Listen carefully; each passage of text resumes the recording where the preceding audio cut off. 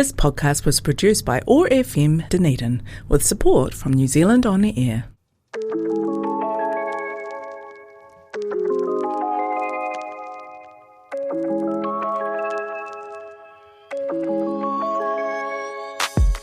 Welcome to Books Uncovered, an exciting conversation about books and literary events, brought to you by the Dunedin Athenaeum Library and Mechanics Institute. I'm Holly. And I'm Bella. Over the next half hour, we'll dive into themes ranging from romance to quirky book blurbs, all discovered within the depths of the Athenaeum Library.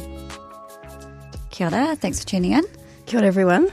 We've got an exciting... I was listening to the words for the intro and it's like, exciting books. Yes, always exciting books. Always so exciting. Yep.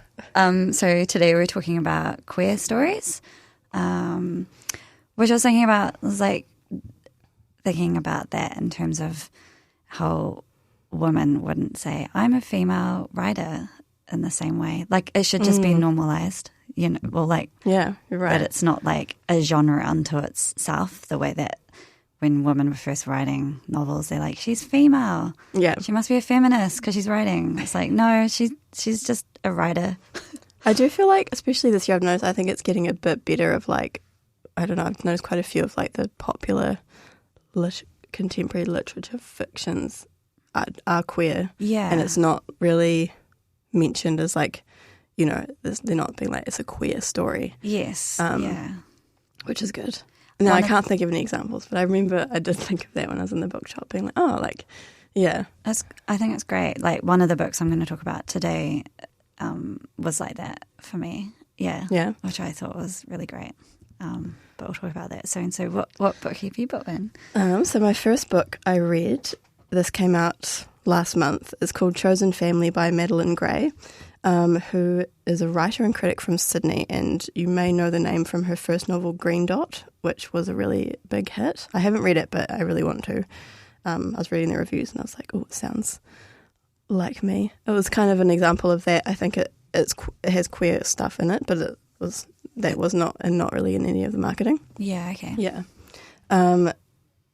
So yeah, she's quite an interesting woman. She's a master's in English from the University of Oxford and a PhD in feminist literary theory from the University of Manchester. Oh. So is she still based in Australia or is she based in the UK now? I think she's still based in Australia. Oh, yeah. From what I was reading. So this is an Australian book. It's set in Sydney and it's very grounded in that place. I did grow up there, so it was quite fun, like reading about all the different places in a new light. So the book follows this friendship between two women across the decades, and the story is told in a non-linear way, so we get hints of the future while we're following the girls' early years in the past. So it's a combination of a queer coming-of-age story blended with the experience of single motherhood, and it centres around Eve and Nell, who meet at the age of 12 at the hellish place of an all-girls private school. We can all imagine what that's like. They're both misunderstood by most of their peers, but they find this really deep friendship and connection with one another. And then Eve's feelings for Nell grow to be more than just platonic, and Eve finds herself ostracised by her classmates and Nell, and finishes high school friendless, and she's really struggling to understand herself and her sexuality. And then you get to see, which was really quite cathartic, she goes to university and reinvents herself and really finds her crowd in the queer community. And then she kind of finally starts to live this life that she's always felt like she deserved, which was really nice to read. I didn't know if it was necessarily that realistic, so it was like... What, too tightly wrapped up at the end, or... no, like it was just easy? Like... I was like, maybe other people's life was like this, but it's like Eve goes to university and is really funny and cool and makes two cool gay friends and is immediately really good at sex. Yeah, and okay. It was like, okay, but I was happy for her. Yeah. Sorry, what era did you say it was set in? I think this was set in the early 2000s. Okay. So the characters are very similar in age to me. Yeah. So yeah, Eve is really finding herself at university and then gets this big shock when Nell just appears at a party she's throwing. And then their friendship rekindles, and then they do eventually go on to form their own family. But there's this resentment and bitterness from adolescence that is still burning in Eve. So the novel is really punctuated by these two portrayals. when as a teenager now wounds Eve in the way that only a best friend can. And then in adulthood, after the two have reconnected and made this decision to forge an unconventional family together, Eve repays that hurt with a really big betrayal that tears their family apart. Excuse me. Yeah. So yeah, I really liked the way it switched between the two times. At the start, I was like, it felt a little bit clunky, but then it really, I think once Madeleine Gray finally like kind of found the pace, it really worked for me. I suppose once you get to know the character, yeah, that was what it was like. Yeah. And she does write the characters really well. Like, I found reading, I was like, they're a lot like you wouldn't call, especially Eve, likable, but you do like her. But she makes a lot of really terrible decisions and behaves badly, and that sort of thing. But it's like it's really believable. I'm like, you know, everyone has the capacity to be like petty and make those sort of decisions that you're like, don't do that. I think it's also that thing of like unlikable characters being quite popular at the moment as well. Like it's quite, yeah. So I really enjoyed that. It felt realistic. Sometimes it was really hard to read, cause especially, I don't know, it's the same age as the characters, and I was like, oh, I was so like silly and made some terrible decisions when I was their age. And in the story, they decide to like, Eve has a baby, and then they make this like Nell's the other, they co-parent together platonically. It's all very messy. Yeah. This is also a real lesbian horror story, so what not to do. That sort of intense homoerotic friendship in high school, and then growing up and having kind all these awful twisted feelings for each other. Yeah. But there's hope in it too. I did enjoy it. The only thing I didn't love was the dialogue sometimes felt completely unbelievable. Like, you know, it's like too sharp, like too witty. I'm like, people don't talk like that, I don't think. But don't you find like Sally Rooney writes like that though? Like, she does, which I do also take issue with, because I find it really pulls me out. And so I'm like, you can write dialogue that's believable and funny. It's like putting a filter on language in the same way you would a photo. Yeah, I agree. So that was my criticism of it. And also some of the lingo, like as a period piece in the early 2000s, I don't think all of the facts line up. I was like, we weren't using that lingo. Like slang. The slang, yeah, especially like the queer slang. I was like, I don't think people were saying that back then. But it was fun to have like quite specific location references. Like there's like a Supre bag mentioned, and I was like, oh, I know that. Yeah. But yeah, overall, I really enjoyed this one. I thought it was a pretty beautiful, difficult story about two difficult people finding love and like growing up. And yeah, I guess learning how to build a family successfully when the blueprint you were handed was unreadable. So that both the characters have bad family lives. But yeah, I recommend it. Cool. Yeah, it's always nice to hear about an Australian writer as well. I feel like there's not enough crossover between New Zealand and Australian writers. Like we should be reading each other's work more. Let's lift each other up. Yay. So yeah, the book I read this week was called We the Animals by Justin Torres. I think that's how you say his last name. So he's one of those people who studied at the Iowa Writers Workshop. I feel like lots of amazing writers come out of that. And he's an associate professor of English at the University of California in LA. So this is actually a debut novel, which I didn't realise. He's got another one that's more recent called Blackouts, which was published in 2023. And I think you said you read that. Yeah, I did a show on it, actually. Oh, okay. Sorry, I forgot about it. I've done so many shows now. So, yeah, this is like a Bildungsroman, like coming of age about three wild brothers of white and Puerto Rican parentage who live a rough and tumble childhood in rural upstate New York during the 1980s. And so, yeah, the protagonist is the youngest brother, whose name you don't learn until the end of the book, which I thought was quite an interesting detail, and one that seems like the text is kind of full of tiny subtleties like that. Mm. Like it's not till the end you're like, hang on, I don't actually know his name, but you hear his brother's names all the time. Mm. So it's a novella in size. If I'd been told what the novel was about, I probably wouldn't have really been interested in picking it up. However, something grabbed me about it, and it's like, okay, yes, because it's published by Granta, and I usually like what they publish. But from the first page of the book, the reader is taken into like the chaos. It's like you're just straight into the action of like the chaos of these three young boys who are pretty much like left to their own devices. And there's this scene early on where the three boys are at home and they're getting up to like trouble, and then the mum comes home and you're thinking, oh, they're going to get told off, but she joins in with their fun, and you're kind of like, oh, okay. And then you learn that she had all three of the boys when she was still a teenager, so that kind of explains it. And the relationship between her and her partner is quite tumultuous. She works in a brewery, like at night shifts, and he kind of has odd jobs there, here and there. But yeah, it's quite.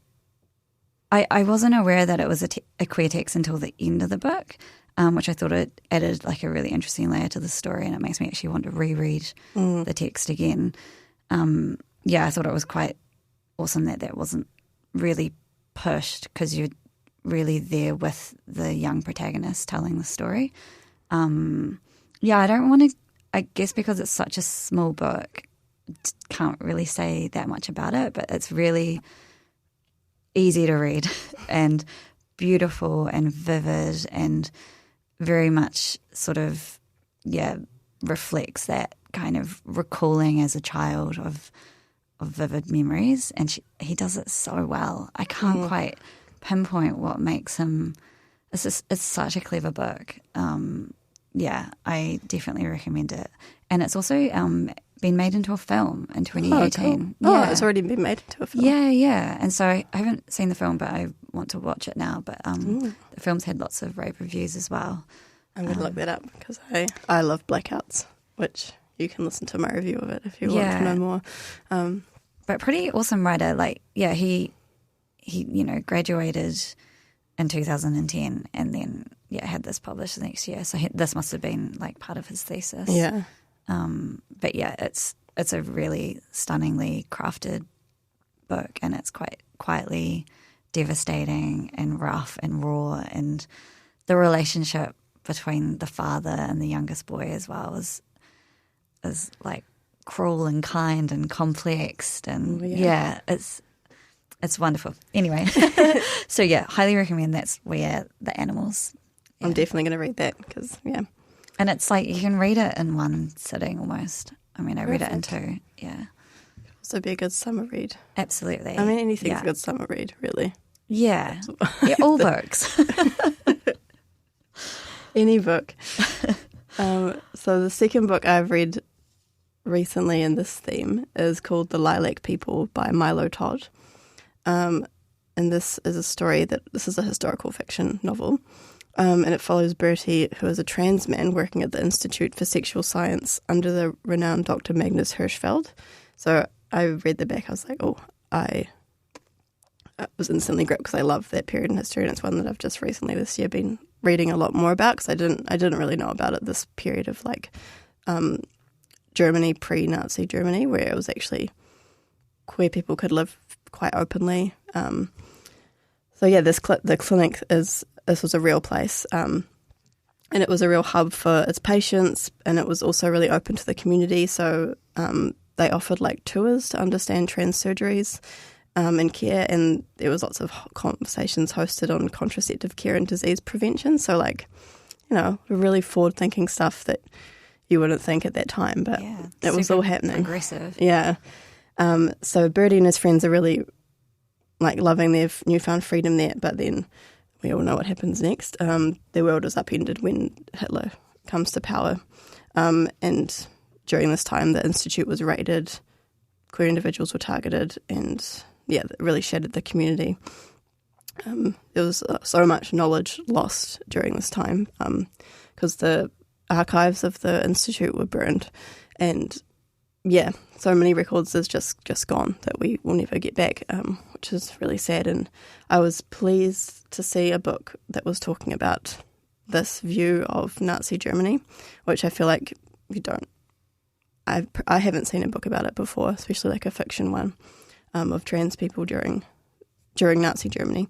So yeah, Bertie and his girlfriend Sophie escape to a rural farm where they assume new identities and then live in secrecy for over a decade. But then as the war nears its end, their fight for survival becomes bleaker when Carl appears in their backyard, who was a young trans man who has just fled from Dachau, from the concentration camp, and offers this really chilling information about what is happening to people in their community. And this I didn't actually know, which I feel like I should have known, but in a particularly cruel twist, the long-awaited American soldiers who were liberating the concentration camps are sending the pink triangles like Bertie back to jail as a punishment for being queer. So, liberating everyone, but yeah. Only the select few. Yeah. So then faced with that devastating reality that their safety is still very uncertain, the three of them decide to flee to the United States, which does come at the cost of having to conceal their true selves once again. Yeah, I thought this is a really powerful novel, and I think I'm really glad that it's been written. It's really evocative and a really vital reclamation of LGBTQ plus history. It was hard to read because you're reading about what's happening in Nazi Germany, and it is very eerily familiar to what's happening in like America, for example, but also what they're trying to push through here and in many countries around the world. So you see in like Hitler's first 2 months, he had erased passports, chosen names, and the small cloak of safety provided by medical professionals. And yeah, it's a really hard book to read. You're like holding your breath for the characters, and it really is a page turner. And I really love the characters. Bertie, Sophia, and Carl are really wonderfully fleshed out and like human, and a really beautiful example of this queer community that we can create. And yeah, the whole journey is suspenseful. Yeah, as I said before, it's a real page turner. And quite horrendous with this. It's a hard read because I found myself being like, well, I'm glad that they're not alive to see today. Yeah. These not that they're real characters, but yeah, you know what I mean. And something can be so progressive and then do a full U-turn. Yeah. I just kept thinking a lot about the author Milo Todd, who was trans, and what the impact of writing this book must have been in doing this really intense amount of research, because it's so well researched and you can tell that it really comes through. And doing that in this time that feels eerily similar, I'm like, they must have paid a real toll. Yeah. And where are they from? America. Oh, yeah. Yeah. It was an interesting read because some of it did feel quite heavy-handed for me, of like telling things of what happened in this period, like a little didactic. Like, I'm really going to make sure you understand the connections to now. But then I was like, is that just my opinion of being relatively well-informed on queer issues? Like, I guess it's like trying to act as a educational novel as well. So I had to be like, I'm going to take a step back and be like, I can still enjoy this, and be like, yeah, I may have already known this, but a lot of it I didn't know. So I can just deal with feeling like, oh, I already knew that. Yeah. But yeah, I thought this was a beautiful, touching, and it's a hard read, but very rewarding. I recommend it. Great. Everyone should read it. And remind us of the name again. It's called The Lilac People. The Lilac People. It's a great name. Yeah, it's a great book. Important book. Great. Yeah. The last book I'm talking about is also a bit heavy, kind of, well, somewhat. So it's Olivia Laing, your favourite, Bella. My favourite. She's known, I mean, I'm sure some of our listeners know who she is by now, but she's known for her sort of creative nonfiction. One that I really liked was The Lonely City: Adventures in the Art of Being Alone. And this is her second novel. It's called The Silver Book. It just came out, I don't know, maybe a month or two ago. Yeah, I feel like it was last month, maybe. Yeah. So in a nutshell, it's a queer love story that's embedded within real life, and it features the famous Italian filmmakers Fellini, who was an Italian film director and screenwriter. He's known for his distinctive style, which blends fantasy and Baroque images with earthliness. A lot of people are influenced by his work.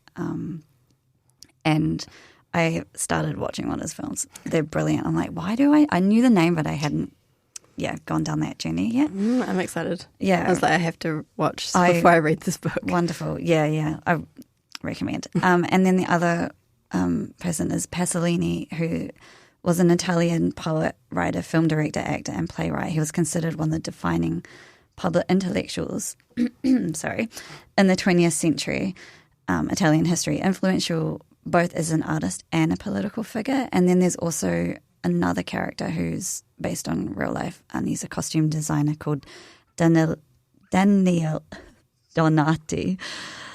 The story opens at the peak of its art and intensity for reasons initially withheld. Nicholas, the book's protagonist, flees London for Italy. In Venice, he meets real-life set designer Danilio Donati. See, my Italian's really great. Who takes him first as a lover and then as a paid assistant, where he then whisks Nicholas off to a studio in Rome, where Fellini is filming Casanova, which I haven't actually watched, but going to now. So later on in the book, they travel to a remote villa, which is the setting for Pasolini's notorious masterpiece of fascist brutality, the film Salo, which I realised I did watch this in my 20s. It's something that they probably showed film students at university. It's pretty intense. It's not until near the end of the story we learn the reasons why Nicholas has left the UK and why he struggles to find comfort in his new life. There's quite a lot of intellectual musings into what is to be gay, especially during the 1970s, and how hetero men interact with both Nicholas and the infamous Pasolini, and of course Danilo, who's kind of at the centre of all things and is just fabulous, set designer, costume designer, and older than Nicholas, and always has kind of a young lover, but Nicholas and him develop quite a beautiful, unique relationship. The book's sort of preoccupied with beauty, and it's set in a world of, Italian cinema during the 70s and overflows of film sets and feasts and dazzling costumes and cafe scenes.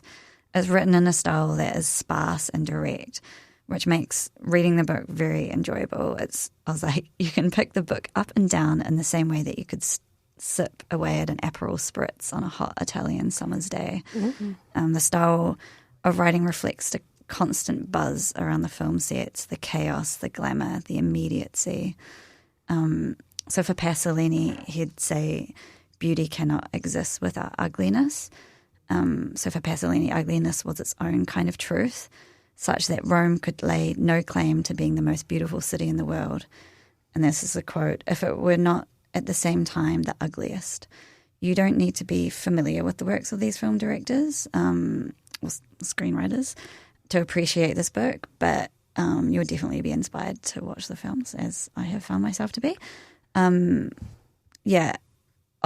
watched this film, City of Women, which is incredible. So that's a Fellini film. Okay. Hilarious and just a visual overload and absurd. And basically, I've been chatting to my friend, and we're going to put on a film night in winter next year at the Athenaeum Library, who's the people that sponsor this lovely show. Look forward to... Well, keep an eye out for that because, very exciting. It will be... And you can get the book out from Athenaeum as well. Also get the book out from the library. I really enjoyed this book, and I liked it because some of the chapters were just a page. Ooh, or a page and a half. So it's you really can just kind of dip in and out. And it just made me want to go to Italy as well. I can't wait to read it. Yeah. I know I could probably pick it up now, but I want to watch at least a couple of the films just so I have an idea. Yeah. I should also add that it's also looking at how Pasolini died. So for people who are familiar with him, he was murdered. And people say he was murdered because of his political views on fascism, being anti-fascist. And other people say that it was because he was picking up young men and got jumped. There's actually a John Waters video on YouTube talking about it. It's quite brilliant. Like John Waters talking about visiting his graveyard. Okay. So that's worth checking out as well. So many roads to go down. Yeah, there is. And I love that about Classic a novel Laing. that it can just, yeah, that is true. Yeah. And interestingly enough, well, I guess, the books, it's only got men in it, but they're queer and wonderful. And Nicholas is quite a complex character. You are kind of wondering throughout the whole book what it is that he's running from. There's a bit of is it like a thrillery vibe as well? Or mostly sort of... There's tension. Yeah, there's a bit of tension. Nice. But that's sort of part of the stress of the film industry as well, I find. Yeah. Always operating at an incredibly high level of stress. And fabulous. We're actually running out of time. So, I hope everyone's having a beautiful summer. Yeah. And you can hear much more of us talking about queer fiction because that's pretty much the only thing I read. Every episode is a queer story. But then also you could say every episode's got women writers and... That's true. Yeah. And sometimes Booker winners and... Yeah, we went through a real phase here. We did, yeah. But looking forward to a whole, year ahead of interesting reads. Yeah. Cool. Bye. Bye. Books Uncovered, exciting conversations about books and literary events. Brought to you by the Dunedin Athenaeum Library and Mechanics Institute. Join us, Holly and Bella, every second Saturday at 12 p.m. as we dive into themes ranging from romance to quirky book blurbs, all discovered within the depths of the Athenaeum Library. That's Books Uncovered. Saturdays at 12 on OAR FM and online at oar.org.nz.